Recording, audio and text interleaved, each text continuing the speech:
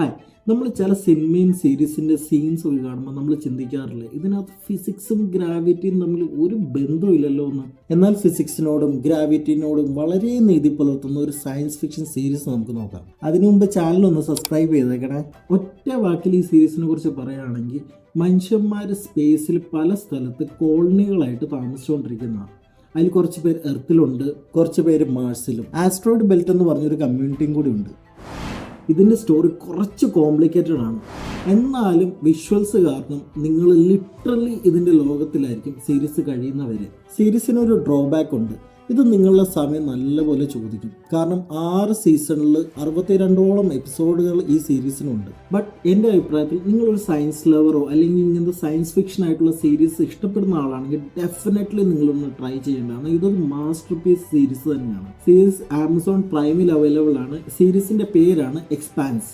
നിങ്ങൾക്ക് ഇഷ്ടപ്പെട്ട science fiction series ഒന്ന് കമൻറ്റ് ചെയ്യണേ.